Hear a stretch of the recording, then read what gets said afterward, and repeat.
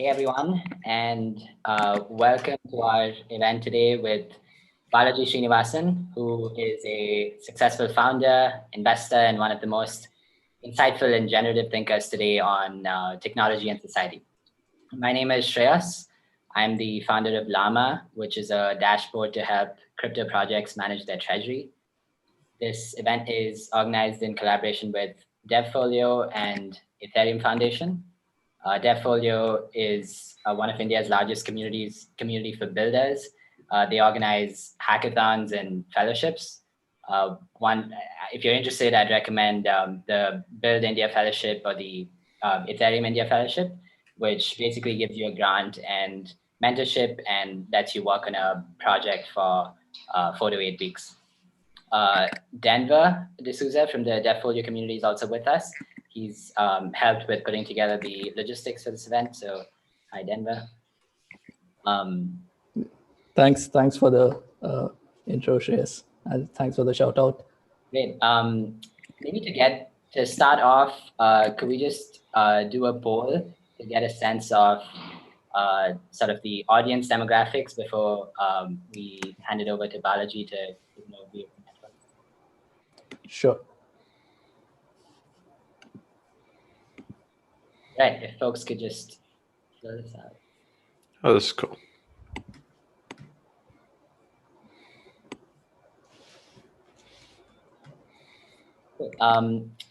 So while that's happening, maybe we kick it off with Balaji, if you could just give a 10 to 15 minute overview of your thesis for the network state.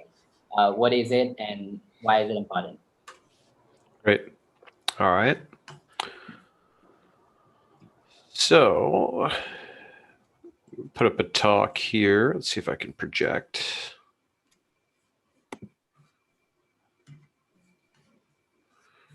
Share screen.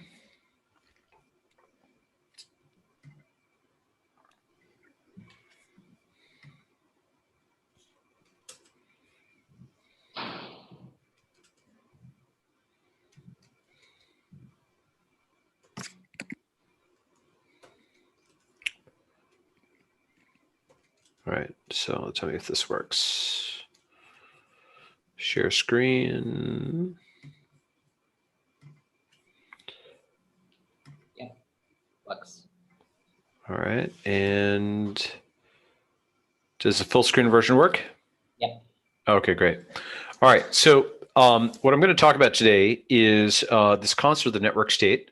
And just like every company has become a software company, I think every country becomes a software country. I originally gave this talk in 2017. I've got an updated version of a book coming out. If you go to my website at balajis.com/sign up, you can just go and sign up there, and you can put that URL in, and you'll get a copy of the book when it comes out. It's free. But let me give an overview of some of the concepts. So the basic idea is, if you think about the progression, start your own company, start your own community, start your own currency, start your own country. We are here right now. Okay, that's Bitcoin, that's Ethereum, that's digital currency. And we're going here, right? And somewhere in between is really start your own city. Okay, so what exactly does that mean? How would you even go about doing something like that? Well, starting your own currency was considered completely insane even 10 years ago. 2009, when Satoshi did what he did, Bitcoin was just not thought of as something you could do. You wouldn't go into a VC's office and say, "I'm starting a new currency." That's a little too ambitious even for a VC, or at least there wasn't any way to go about it. Wasn't any plan. It didn't seem like something that could feasibly be done. But now any kid can start a new digital currency in their dorm room, taking the template that Satoshi put together. So an interesting question is, can we figure out that 0 to 1 of how to start a new country? This is what I call the network state. So digital currency, I think of as part of a fundamental shift in human organization from shared geography to shared ideas. On the left-hand side is Russia, which, a nation state where the geography is primary And the ideology is secondary. You know, they were communist and now they're nationalist. And so, you know, the same people, but like the intellectual software swapped out, you know, one's communist, now nationalist. Whereas on the right-hand side, something like Ethereum is a proto-network state, which is a large group of people organized by a shared belief. And the ideology is primary, but the geography, whether they meet up in Shanghai or in Cancun, that's secondary. So you have a network of people that think of themselves as an organized entity, but they meet up in one place and they meet up in another. The belief is primary and the geography is secondary, which is the inverse of Russia. And one concept, and I'll get to kind of how this works, is the idea of crowd choice is the first step towards a network state. The idea is to use technology to facilitate collective bargaining with existing governments, make groups of people online, social networks with defined purposes. You know, for example, a group of people that moved to New Hampshire collectively within 5 years in order to change politics there, or how Elon Musk had 7 different states bid for Tesla's Gigafactory. What is now happening is you can have social networks that are not simply like Game of Thrones user groups, but things that are collectively capable of doing things. And this, by the way, these slides were put together like 4 years ago before Wall Street Bets, before a lot of the things you're seeing in the headlines, right? But I think the concept of collective bargaining with existing governments is a much, much bigger deal than people think, because you can put 1 million people together. It's actually not even that large an online group. And what hasn't been done is to coordinate them to do something other than upvote online. There's much more that can be done.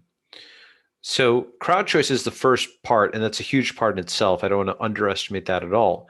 But collective bargaining with existing governments, as well as with corporations and with other entities, and not necessarily as employees, which is a typical meaning of collective bargaining, but as employees, as customers, as investors, as suppliers, as vendors. Basically, you have a group that just collectively has leverage and it's sort of outside of the typical categories. And once you can do crowd choice, once you can actually negotiate with states, and you can have 1 million people negotiate with 1 million people, except the first 1 million are in a social network and the second in a nation state, you start to actually have this concept of startup societies where you have enough leverage that you can actually carve something glowing like this out of the terrain. And it's really the opposite of San Francisco. You know, it's what San Francisco should be, you know, something awesome like this, where you might actually have real leadership because you have people in the cloud select a CEO and everybody opts in to follow that CEO. And then they materialize and crowdfund territory on the earth. Eventually, you know, once you can actually do this, once you can not just collectively bargain with governments or materialize groups in the physical world, you can start doing really exotic things like, you know, materializing those people not on the land, but on the sea or even in space.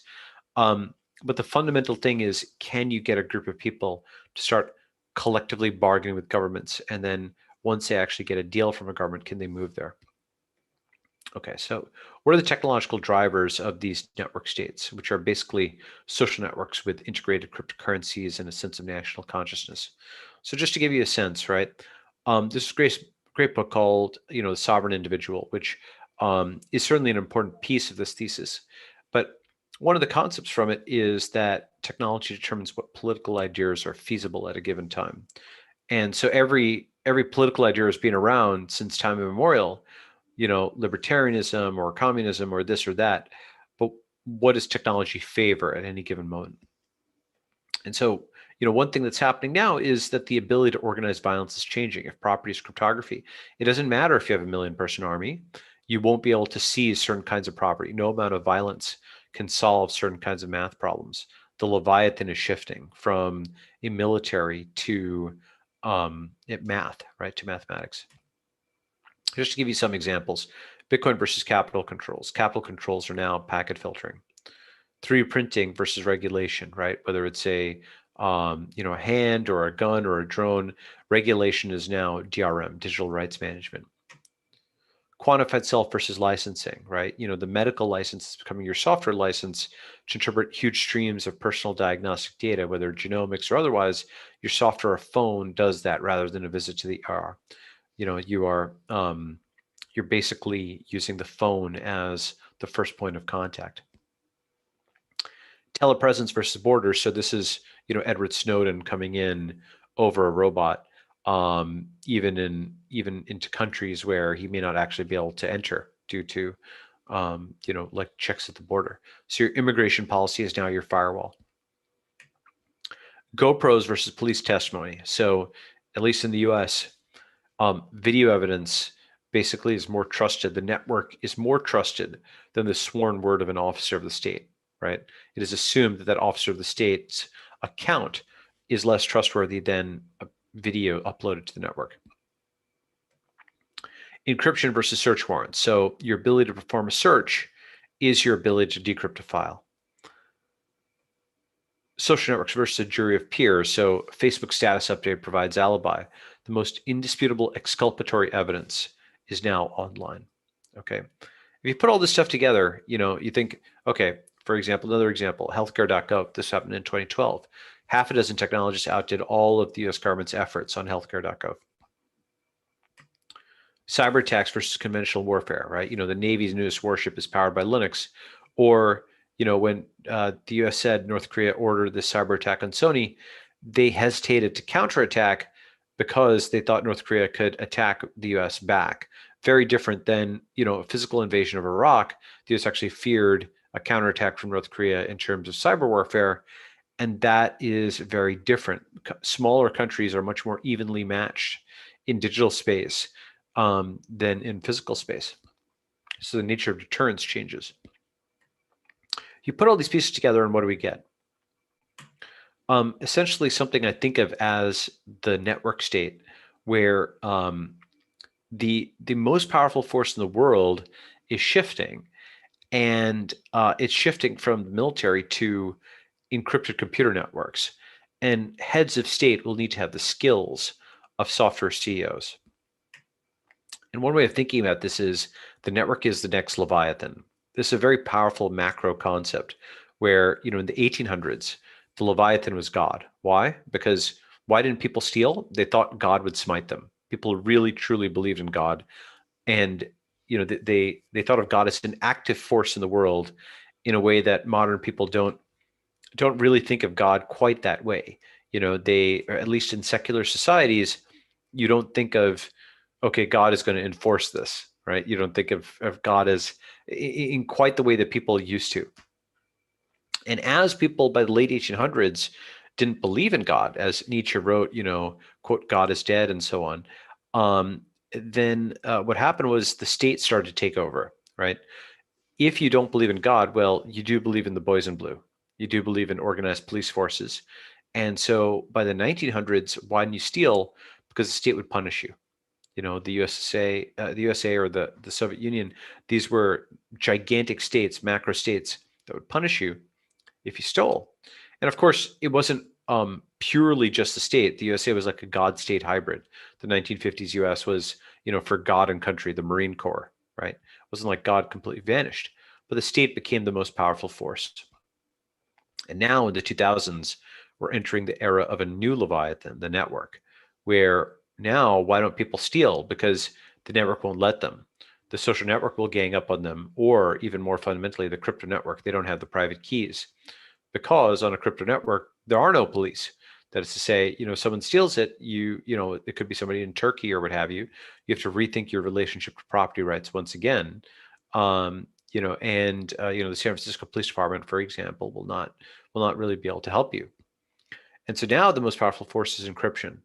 And you have just a fundamentally different architecture of society once again. So God, state, network, those are the three Leviathans. And as I mentioned before with the US, there's hybrids. The US is a God, state hybrid. But you could also imagine, for example, a God network hybrid, right? So for example, the Jewish diaspora prior to the formation of Israel was, people who had the same religion, and they were dispersed internationally in a social network, but they didn't have a state, right? You can imagine a God-state network hybrid, which is like, the Jewish people after they got a state. And you can also imagine a network state hybrid, and that brings us to the title. So different kinds of network states. There are states which fuse with the network from below, where, you know, they're a traditional state that fuses with the cloud. For example, Estonia or Israel, which have taken on a lot of cyber capabilities. India, actually, in some ways, with UPI and India Stack and so on.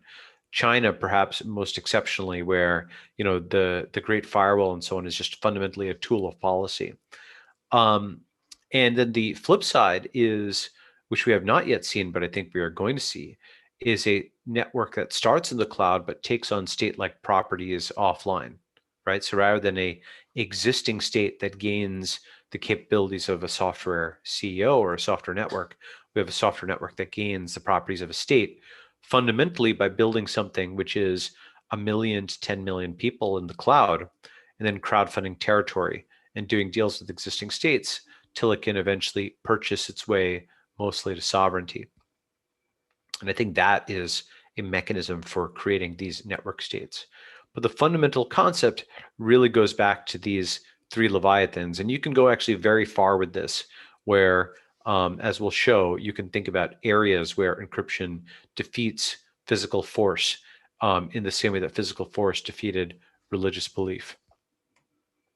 So encryption, the new most powerful force in the world. You know, this quote is not original to me, but strong cryptography can resist an unlimited application of violence. No amount of coercive force will ever solve a math problem. So it's a new basis for property rights. Basically, you know, if you have the private key, once all property becomes digital private keys, the blockchain becomes a new guarantor of property rights without reference to geography. And it protects freedom of association. There's lots of things you can do once you have encryption, once it works. And, you know, there's a whole slew of things that get unlocked once encryption works. You know, encryption is step 1. You can then build virtual worlds with virtual currencies. This is just starting to happen. And we get the spread of these cloud communities, transnational associations that trump local ties, already happening with social networks, with Reddit, with things like that. And the cloud then takes physical shape. You meet online, you meet offline, but at scale. And you start voting with your feet. You know, this is called T-bow sorting, where states start competing for citizens. Again, this is all, these slides were from a while ago, but Miami has just, you know, in the US has just started doing this. And the idea is that states compete for citizens, and they think of themselves as recruiting citizens and going for the best citizens. And T-bow sorting, you can Google this. This is actually from like the 1950s.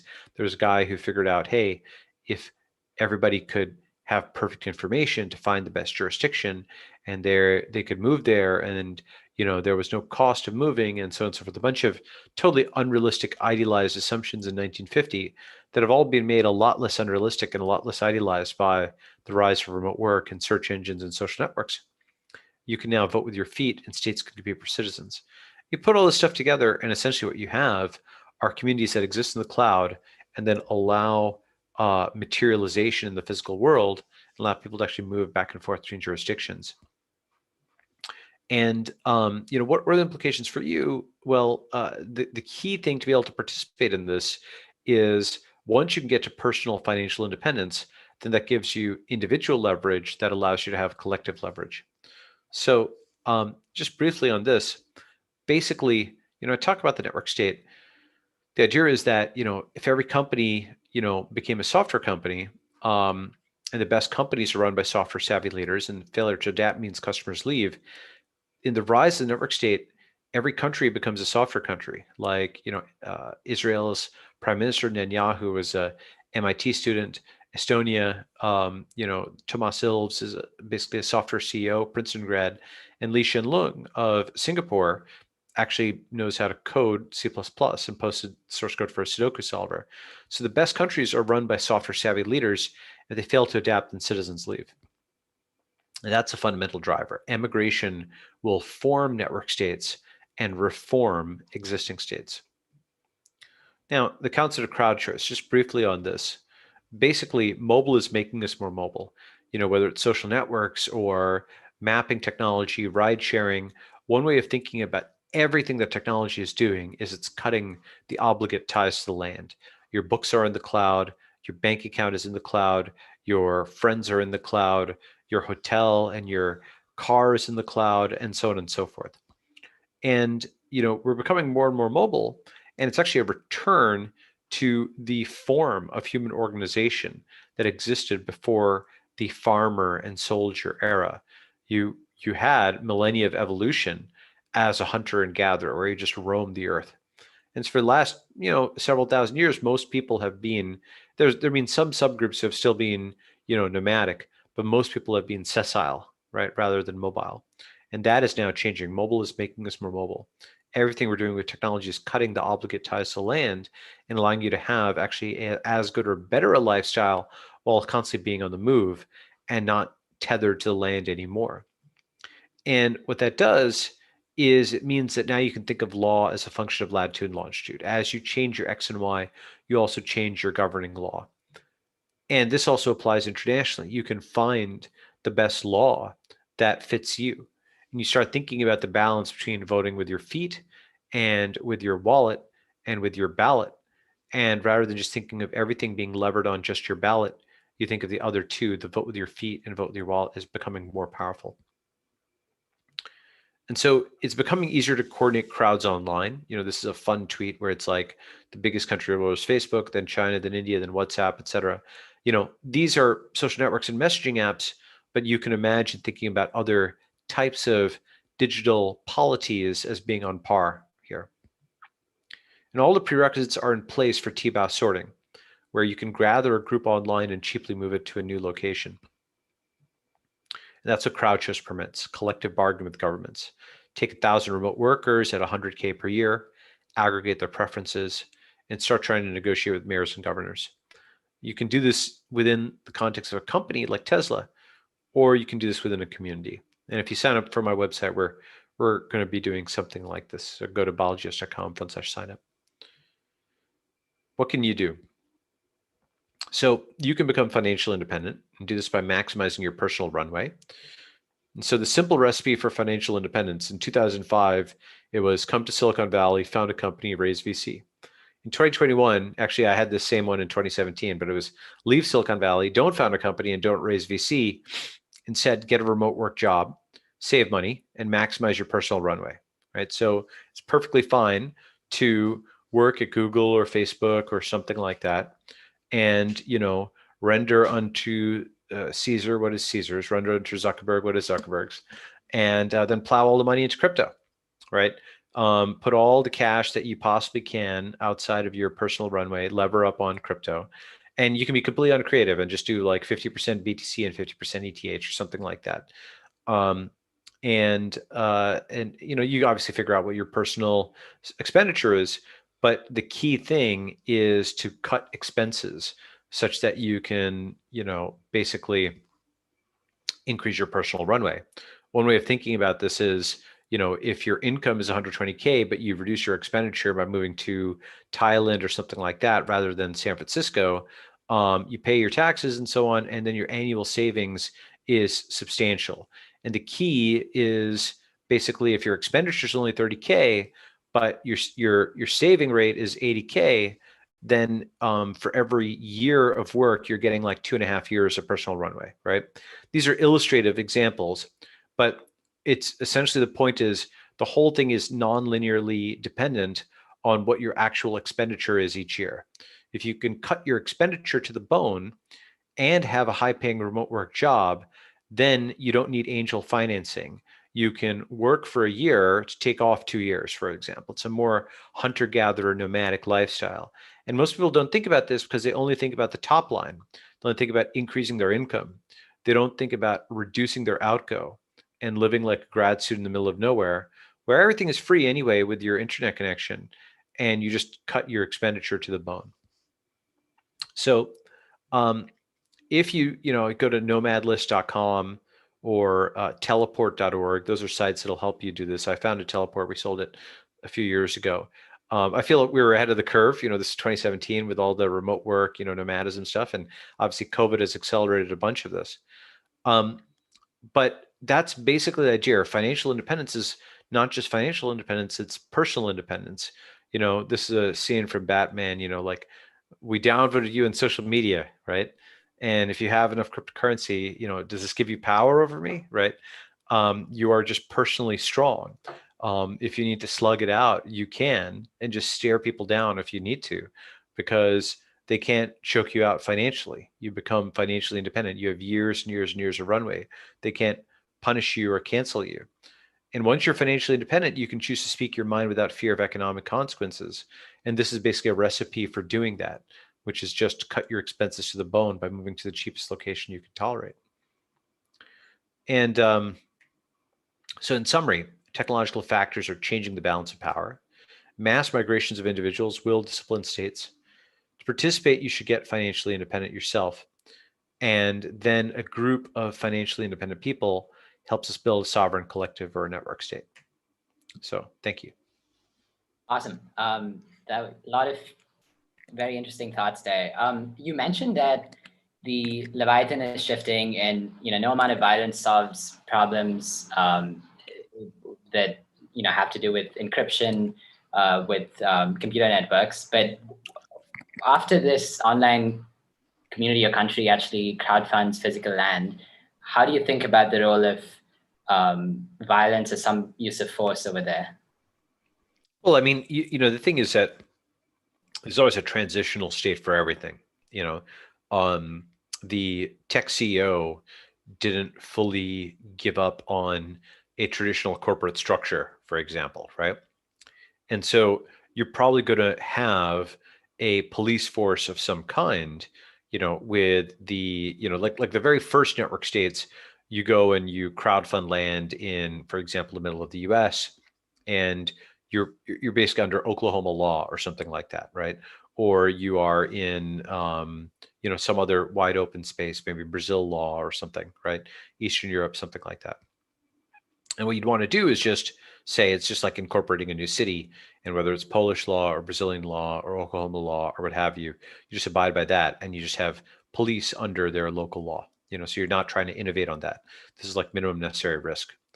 I think eventually what you do, and this is on more like network state number 10 or 100, is you start basically having less and less violence associated with policing, where more of it is related to, let's say, hitting a button to deplatform somebody, and you actually make that itself a formal punishment as opposed to the informal punishment it is now. When there's due process around it, then it's maybe more legitimate.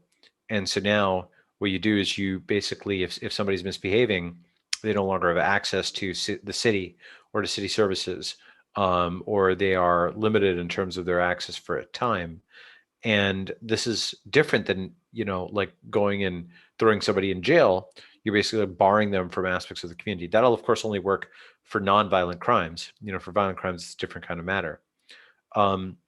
And in the very long term, you start talking about like drones and stuff like that. And that's a different way of sort of enforcing laws. And of course, there's pros and cons of all of this.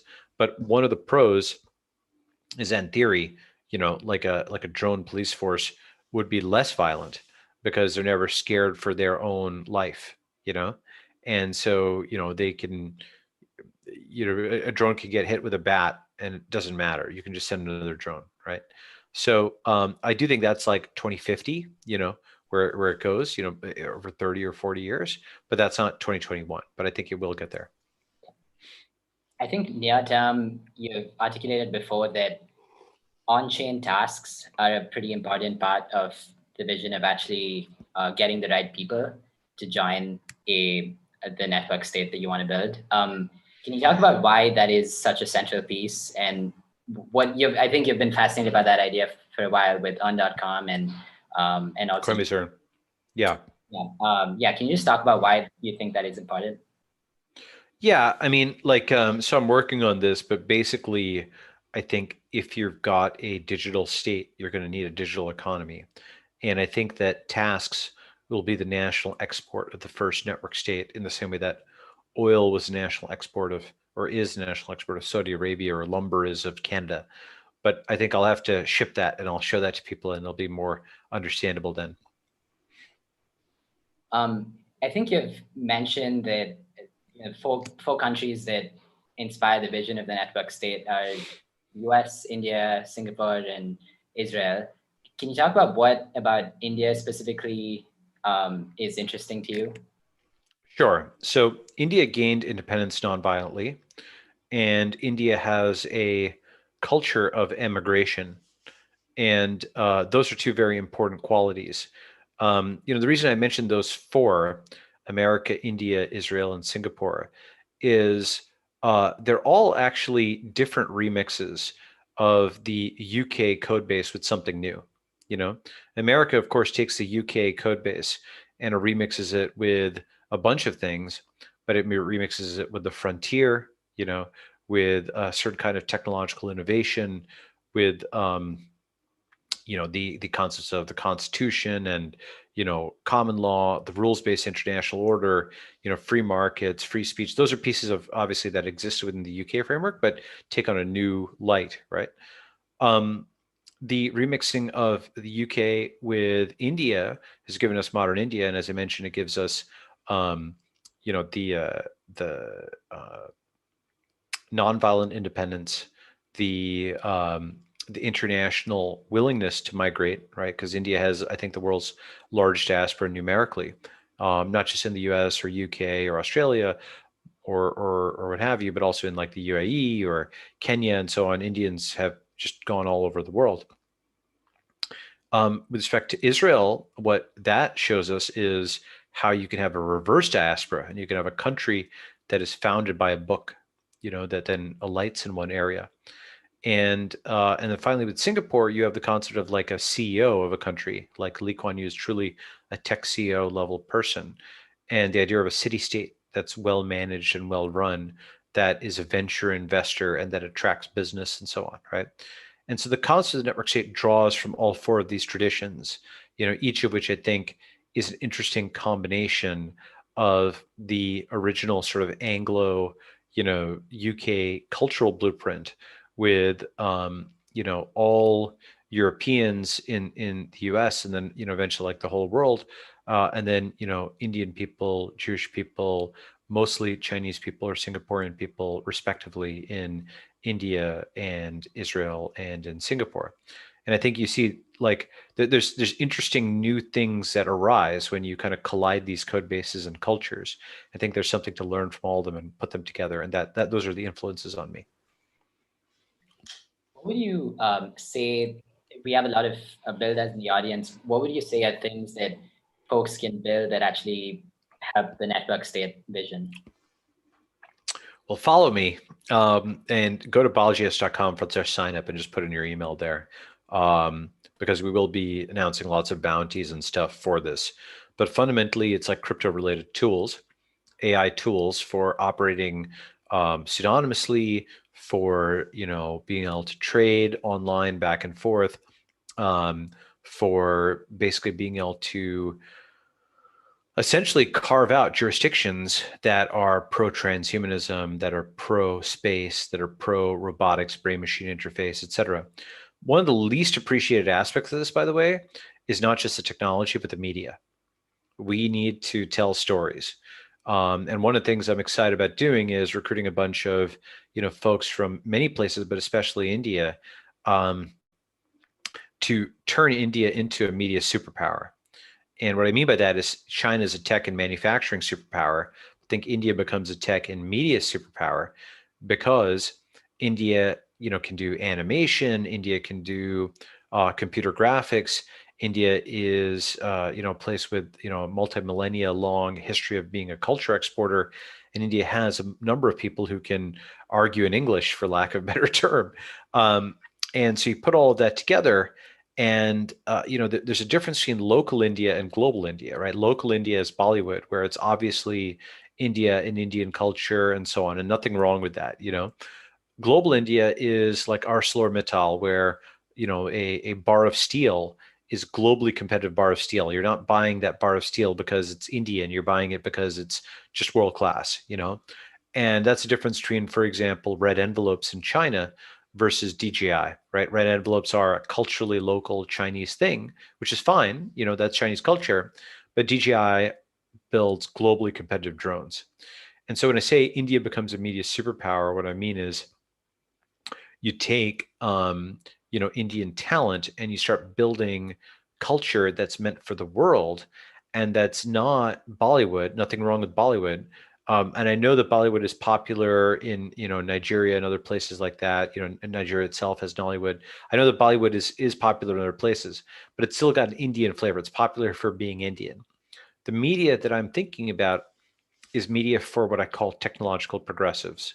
So transhumanism, showing limber generation, right? Showing brain-machine interface, showing life extension, showing the reversal of aging, showing myostatin, so you can be super jacked from, an injection, showing like what CRISPR can do, showing what, basically we can do if we really put our mind to it with technology. We take the exact opposite approach of the New York Times or all of these East Coast American institutions that are extremely technologically conservative. And the reason I think that this concept of the media aspect being really important is this is something that's not appreciated that much, I think, in the US or outside it. But the East Coast of the US, the last 20 or 30 years have not been good for it, because technology has actually taken away power from it. And so as such, it's got a worldview, which is a black mirror worldview, where technology just makes their life worse and worse. Media people lose jobs, their economy contracts, all the money goes to these tech guys. That's kind of their worldview. And, the American West Coast is rising as a function of technology, but they don't have political power, or at least not yet. And then there's a third component, which is, of course, the rest of the world. India, China, and Eastern Europe and so on have in general seen their living conditions rise over the last 30 years. And that has been positively correlated with tech. And all of these Indians who have gotten smartphones don't have time to be that cynical about it, because their lifestyles have improved. And I'm not saying, of course, there's always edge cases and things you can point to, but in general, the vector is up and to the right.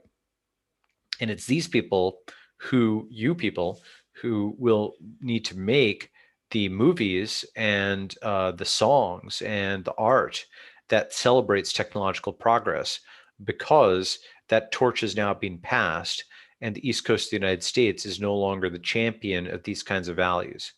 And it's a very, very important thing that people don't fully get yet. But that's up for the taking, and I think that's something that we need to work on. It's just as important as the technology itself, is the inspiration.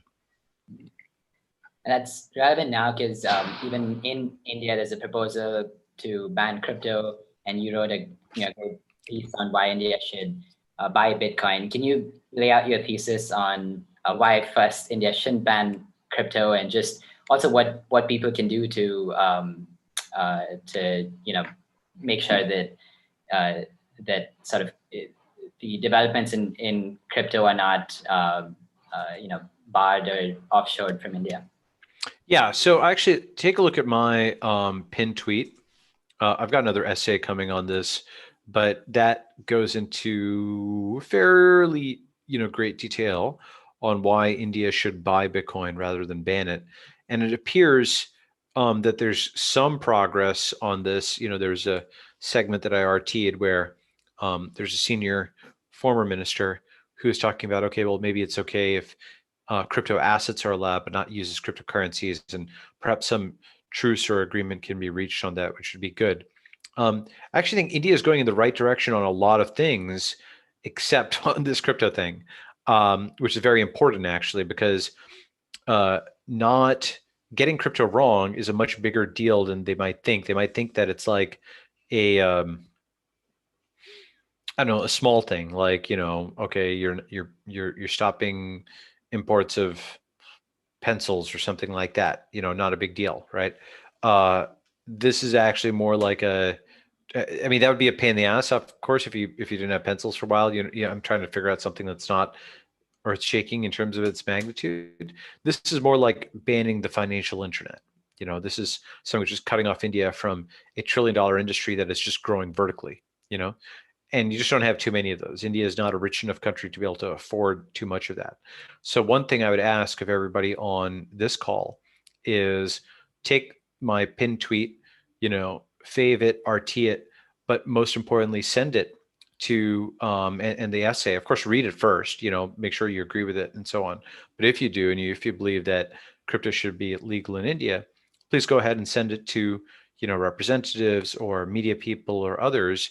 And because I think it does make a number of important arguments that address a lot of the concerns that India has had, or around national security or other things, and really flip and invert them to point out that, for example, not only is national security not threatened by cryptocurrency, but India's national security would be radically improved by it because it could no longer be deplatformed at will by, the US or China, And, another example is in terms of soft power, if India actually embraced cryptocurrency and became an exporter of crypto protocols, that's a wholly new software business for it, where it can be globally competitive and leapfrog, even as US tech companies are losing luster because they are throwing their weight around in a very American way and, no longer acting as neutral tech platforms. So provably neutral platforms have a lot of mileage. And so I make a bunch of arguments there, but if you want to help with something, that's a timely thing to help with, since that's being considered now. So, take a look at that pinned tweet, twitter.com/Balaji S. I pasted it in on the right-hand side. Maybe, let's see, I sent it to the panelists, but maybe you can pin it or something like that if people saw it. Someone sent it out, actually. Great. And for context, actually, 58% of the audience has used the crypto application, and 56% hold Bitcoin and Ethereum. So, sure, great. Why did you decide to move to India/Singapore? Well, I've actually wanted to get out here for a long time. I've just been pinned down in the Bay Area with various commitments and so on. But I was able to wriggle free, eventually pay down all my commitments, and was glad to get out. And then, COVID hit, and I felt really smart to have gotten out, because San Francisco is basically like collapsed into a puddle. It is just finished. If people don't even realize, it's just in free fall. It's not a city that's going to come back. And it's bad, right? It's not just incompetent and expensive. It's like dangerous, and it's like Caracas, like Venezuela, and getting worse every day. Just random assaults on people, windows smashed, but also wildly expensive. And everybody's gone. Everybody's working remote, right? So there's a push aspect of that. And of course, San Francisco is not the same as Silicon Valley. You could live in the South Bay, but I think many of the trends that have hit San Francisco and California more generally are, there's things like rolling blackouts. There's a lot of just quality of life issues where, literally all you needed was to keep the internet on and to keep like the very basics going on outside, and they couldn't maintain that. It's actually kind of remarkable. Like, you didn't need space age infrastructure around. You just needed to not have crazy amounts of crime or, like totally dysfunctional schools. They could have just kept doing the same thing, it would have been fine. But instead they managed to like totally destroy it. So that's like the minus. The push is the Bay Area just has become worse and worse. And no one in their right mind would move to the Bay Area today to do tech. I think, or at least it certainly wouldn't be like what it was as, the only choice. Now, tech is global. It is really, we've achieved our destiny as a cloud people. That's a push. The pull, though, is even greater. The pull is Asia, where, even in 2019, Asia, I tweeted about this, Asia is no longer the future, it's the present. As of 2019, it was like 51% of global GDP. And of course, it's not just China, but it's India, it's democratic Asia, and Australasia, if you include Australia and New Zealand. And so the pull here has always been a big deal. This is something which I felt was underpriced in many ways on the American stage. People talk about the US and Europe and sometimes Russia, but they really just had a huge blind spot. It was funny. They just had a blind spot when it came to Asia. And I think that India also has been underpriced, not in the sense of, deals should be bid up, but underpriced on the world stage, where people they just don't think about India, And I think that this is India's decade, where 500 million people coming online with Reliance Jio and India Stack and all of these smart Indians. If we can just get them to not ban crypto, we're good. 2020s are really our decade. So push hard on that. That's at least where I think about when I think about Asia and I think about India. I know that the Ramanujan story is inspiring to you, and I'm curious, one, what about it really speaks to you, and what do you think people can do to actually enable more such people who are probably stuck in areas where their social graph doesn't allow them to actually reach their full potential? Yeah, so that's what I'm actually going to be doing next is working on exactly that. Again, you can go to balajis.com/sign up, just sign up there, put in your email, and you'll get a notification. But I think that with the combination of crypto and the internet and all these mobile devices, we can find people and we can train them and we can fund them and we can help them level up. And we can, like the thing about Ramanujan is, this great talent was almost lost where, he managed to get in touch with Hardy, who saw his potential and leveled him up. But how many Ramanujans have been lost and not actually given the opportunity they deserve?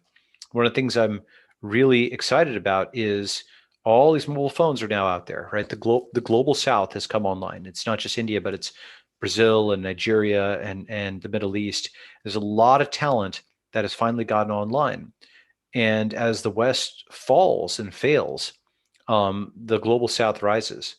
And with the internet, we can reach people and we can, like the thing about capitalism is for equal partners in the deal. Both sides are, willing buyer, willing seller. It's the, if you've heard the double thank you, right? Why do both parties in a transaction say thank you? Because you get the coffee and they get the money, and both of them wanted the alternative more than they wanted the coffee or the money, right? For example.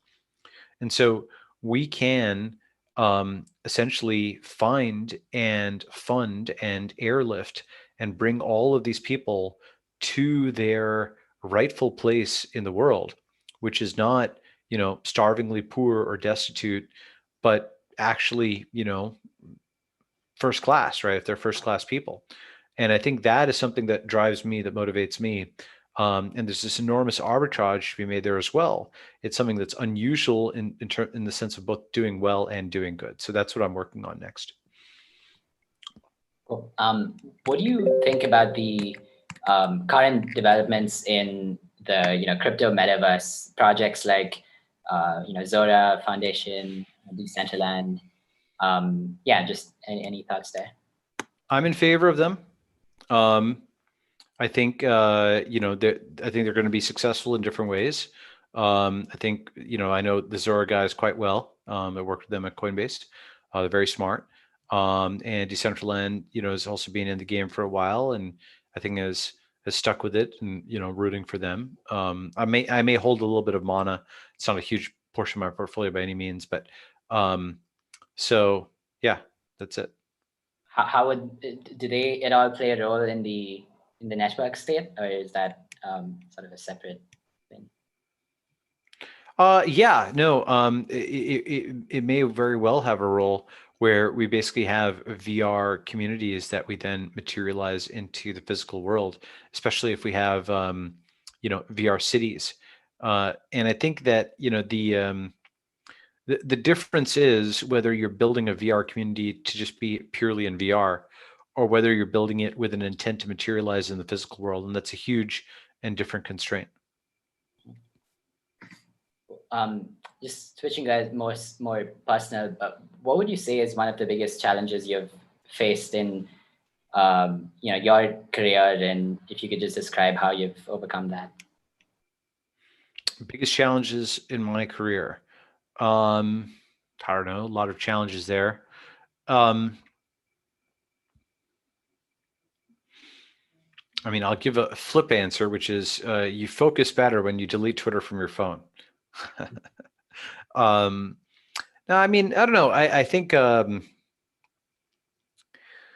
happens is you overcome some challenge, then you dial up the degree of difficulty to the next level, right? And then you overcome it again, and so on.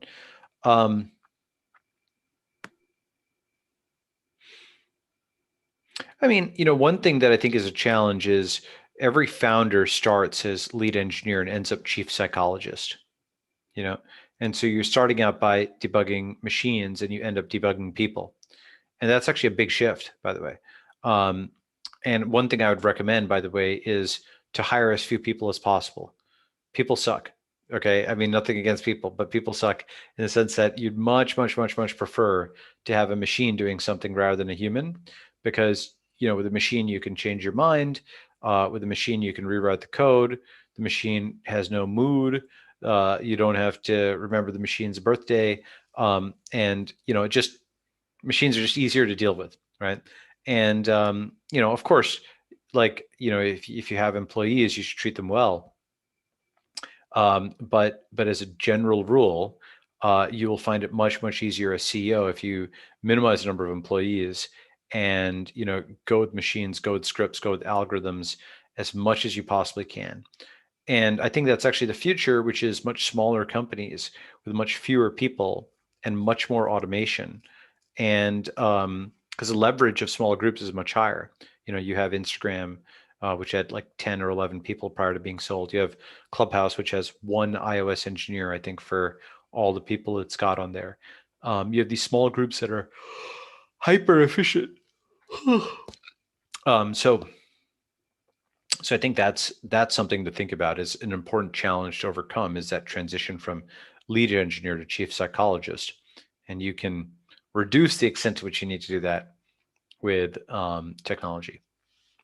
How do you think about that challenge in the context of a network state as one of these communities gets really successful? How do you think about actually, you know, maintaining the network state, making sure that, you know, unproductive or, you know, uncivilized members' activities is sort of reduced? Well, I mean, you know, you ideally do a lot of filtering prior to admitting somebody to the network state. Like, just like it takes effort to get a permanent residency or green card or what have you, you have like layers and stuff like this, you know, and it's like going from an intern to a full-time employee. So that's kind of how I think about that. What have been your lessons learned from doing the MOOC that you did in 2013, I think, which, you know, it was very successful and had over 250,000 people. What were your lessons from there, and if there are any applications that you're actually using for the network state in that context? So with respect to the MOOC, one of the big things I learned was 75-80% of my students were outside the US. And it was at that point that I realized that the internet is to the USA what the Americas were to the UK, in the sense of a new world that had its own culture, that was going to give rise to new states that people thought of as being continuous with the old world, but it's really a thing in its own. You know, because the internet is 3 billion people and most of them are not American, and the Americas had millions of people and most of them were not British, and eventually didn't think of themselves as British. And, you know, one way of looking at that is in my MOOC, everybody knew Reddit, and they knew at the time, you know, the memes like Good Guy Greg and Scumbag Steve, which were very 2013 memes, right? But they didn't know, you know, American things like the Dodgers, you know, or, you know, American football, stuff like that. And I just realized this just in having conversations with kids in the class. I'm like, wow, that's so interesting. They, you know, like a guy from Poland would say, "Oh, scumbag Steve, ha ha ha," right? And I was like, wow, that's so interesting that there is an English language culture here that is not American. And maybe Americans are the loudest voice, you know, because it kind of started there. And all these other people are more reading and lurking, and nobody realizes that it's not American because you don't see the flag next to everybody's name in terms of what country is posting. I think on 4chan they have that, but on Reddit they don't. And of course you can spoof that or whatever, right? But if you showed the flags for every post that everybody had, you would understand how international the internet is. And that was one of the biggest takeaways I took away from the MOOC. That's one of the biggest things that crypto also helps solve, where you have an international payment system. You can pay everybody internationally, and you can have a greater degree of collaboration than you used to. We have a question from the audience on you know, Nevada recently announced that companies will effectively be able to start their own local governments. You know, what are your thoughts on that? And he asked, how do you avoid the pitfalls of industrial company towns as we've seen in the past? I think, a lot of that stuff is what I'd call potted history, where it's the folks who are telling the story are usually denouncing the past. And so, they're saying, oh, of course, company towns are bad. Everything is bad other than our current day, which is amazing. And the future also sucks, and so on, right? And for something like that, I would just advise going into the primary sources, because, like Singapore is better than what we currently have in many ways, in many places. And that's not usually acknowledged, number one. And number two, what's also not usually acknowledged is that, at least in the West, the startup and tech managed things have been functional, and those that have not been startup or tech managed have not been functional. So for example, the US government wasn't able to pull together a vaccine, but Moderna was, right? And the US government wasn't able to keep communication systems up, but technology was, with messaging and WhatsApp and so on and so forth. And so I think the idea of, oh my God, this company town or like a CEO managed town will be so terrible. I'm like, have you seen San Francisco? Have you seen Seattle recently?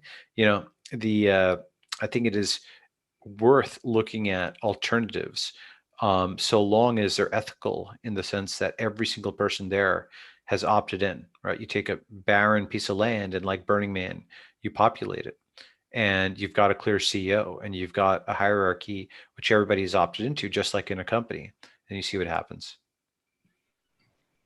What would you say excites you the most about crypto right now? And, if you could fast forward 3 to 5 years from now, how do you think this space is going to play out? What do you think are interesting, projects that people could work on? I think about ENS.domains a lot, Ethereum name system. I think that once we get on-chain transactions cheaper with roll-ups or something like that, Cairo, I'm an investor in Starkware, that's doing quite well. Once that works, we're in really good shape, because then you can have people sign up for ENS as opposed to using Facebook login or Google login. So that's something I'm interested in. Obviously, everything else is cool too, NFTs and DeFi and whatnot. But ENS is the thing that I'm most interested in personally, and HNS and just decentralized login in general. Okay. Do you have any closing thoughts? Closing thoughts. Fave and RT, my pinned tweet. Sign up at balajis.com. Sign up here. I'll paste that in here. To do. Sign up if you want more, because my book is coming out. You'll get a free book. And then vote early and vote often here. 99.9% of the time, I never would ask anybody to fave or RT anything, but help me help you, right? Help circulate this. Great. I think you're just sending it to the panelists, but yep. Can you figure out how to send it to everybody? Yeah, I'll send it to everyone. Great. Thanks, Balaji. This was a great session, and I'm sure you'll have many signups for what you're going to build right now. So thanks for the time. All right. Thank you, guys. Okay, bye.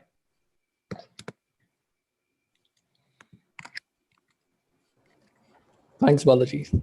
Thank you. Thanks for coming out. Yeah. Great. Send me the list of Q&As, and maybe I'll take a look at them later. All right? Yeah, sure. Thank you.